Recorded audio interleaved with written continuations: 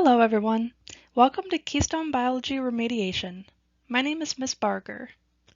This is only a one-quarter course and we will meet on Mondays and Wednesdays at 11:30. So what we're going to be doing today is we're just going to be reviewing. I know it's called pre-quiz, but you're not going to get graded for this. This is just a review to see what you already know about biology. Okay, so first of all, what kind of cells are these? What do you notice is a difference between these two cells? So we know that they are eukaryotic and prokaryotic cells. So the eukaryotic cell has a nucleus and it also has organelles. So all these special little parts inside of it. The prokaryotic cell does not have a nucleus and it does not have organelles. It's just very basic. So label parts of the eukaryotic cell. So what do you think number 1 is? The very outer layer of the eukaryotic cell. So if you said cell membrane, you are correct. The cell membrane is the outermost layer of an animal cell. That's why it doesn't really have a true shape. It's just kind of like a blob. How about number 2? That is called mitochondria, and it's the powerhouse of the cell. It helps to make energy. What about number 3? What do you think that one is? That is the nucleus. That's where DNA is held. Well, that's where we can find DNA. How about number 4? That gel-like substance. That is called the cytoplasm. It's kind of like the glue that holds everything together. What about number 5? All those little dots. So those dots are called the ribosome. So they're the smallest part of the eukaryotic cell, and they help to make protein. What do you think number 6 is? So that is called endoplasmic reticulum, or ER. And then number 7 is the Golgi body. So that's what sorts and packages and transports protein. So those are all the parts of the cell that we're going to be covering about. So which organelle controls what goes in and out of the cell?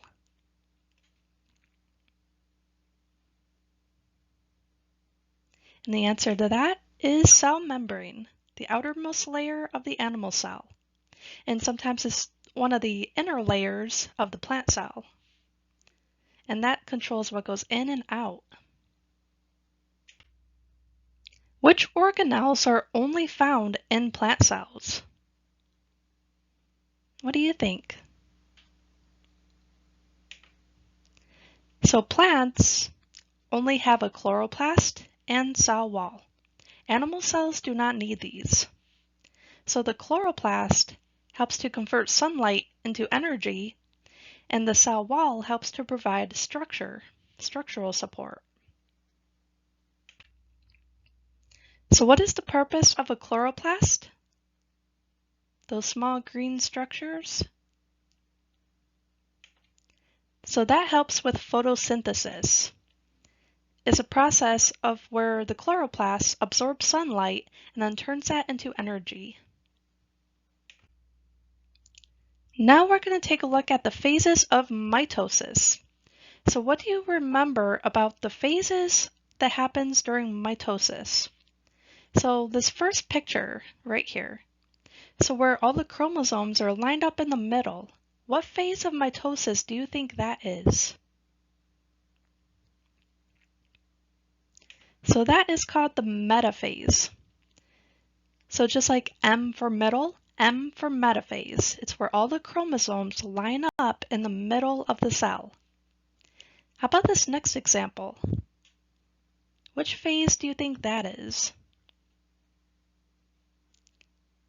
So that is telophase. That's where the one cell splits to make two identical copies. Two identical cells. Which phase do you think the next one is? That one is called prophase. So it's where the chromatin packs together and gives us that X-shaped chromosome. And then how about the last one? The last one is called anaphase. So that's where the chromosome breaks apart and then they move in opposite directions of the cell. What do you think is the purpose of mitosis? So mitosis helps to make genetically identical cells. So just like your hair cells or your skin cells, your blood cells, your nervous cells, they're all genetically identical. And it also helps to repair damage. So like if you get a cut or something, then that cut is able to heal due to mitosis. And it also helps with growth and development. So if you think about it, when you start out, you only start out as the reproduction cells, the egg and the sperm. So eventually you have to grow blood cells, you have to grow skin cells, you have to develop all these brand new cells in order to make the organism. And now what is the purpose of meiosis? So if mitosis makes genetically identical cells, what do you think meiosis does? So meiosis makes the gametes. So this is what produces the egg and the sperm cells. And they help to produce genetic variation. So we all are unique in our own ways. We're not all genetically identical. Now we're going to take a look at protein synthesis. So what are the two steps of protein synthesis? Is it transcription and transparent, translation and transparent, transparent and transfer, or transcription and translation? If you said D, you were correct. The two steps of protein synthesis are transcription and translation. So transcription occurs in which organelle do you think is responsible for the first step of protein synthesis? So this happens in the Golgi apparatus, the mitochondria, the ribosome, or the nucleus. Which organelle? So transcription happens in the nucleus. So that's where we can find DNA, and during transcription, the DNA replicates itself. So it's found inside, so it happens inside the nucleus. Now how about translation? Does it happen in the Golgi apparatus or Golgi body, the mitochondria, the ribosome, or the nucleus?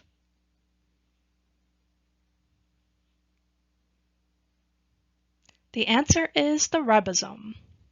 So the ribosome is what actually makes the protein. What is a gene? It's a section of DNA that codes for a trait. So just like the trait for eye color. So it can be like eye color or it can be height. So all these things are a gene. And now what is an allele?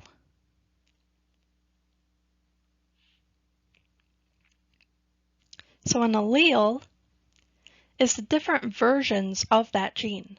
So if we say the gene is for eye color, then the allele would be brown eyes or blue eyes. It's the different versions of that gene.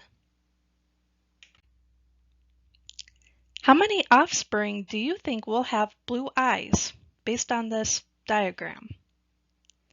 So if we know brown eyes are dominant and blue eyes are recessive,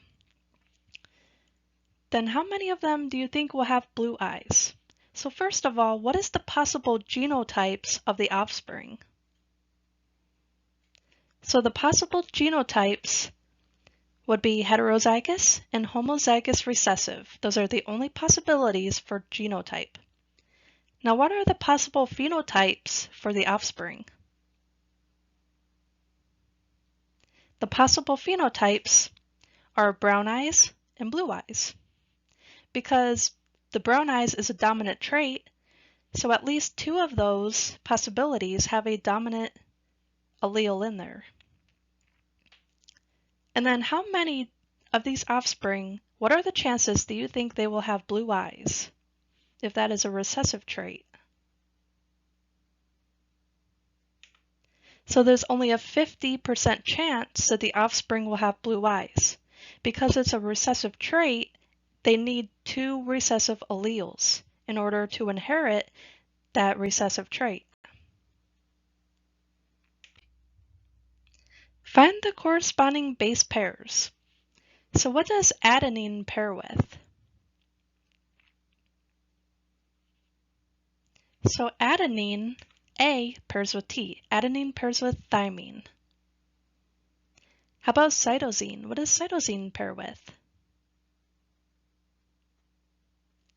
So cytosine pairs with guanine. And how about guanine? What does that pair with? Guanine pairs with cytosine. And how about thymine? What does thymine pair with? Thymine pairs with adenine.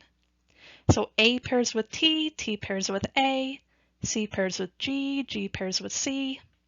And then how about uracil? So if it's RNA, then thymine gets replaced with uracil. So it pairs with adenine. So only if it's RNA. If it's DNA, then adenine and thymine pair together. But if it's RNA, then adenine pairs with uracil.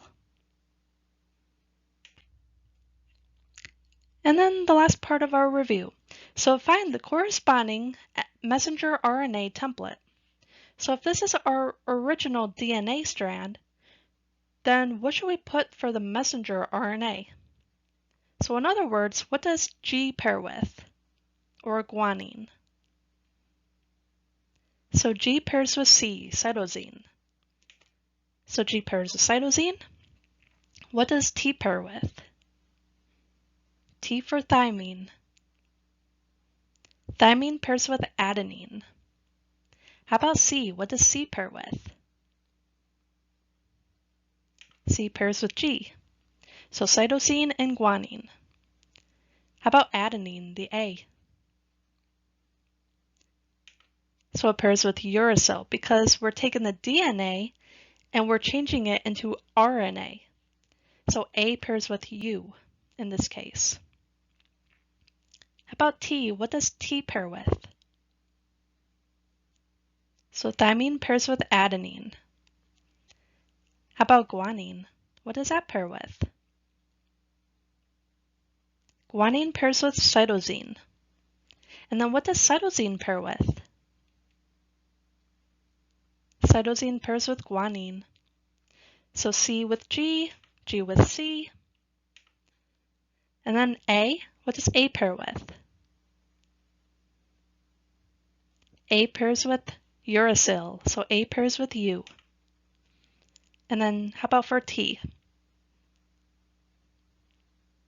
So thymine pairs with adenine, T with A.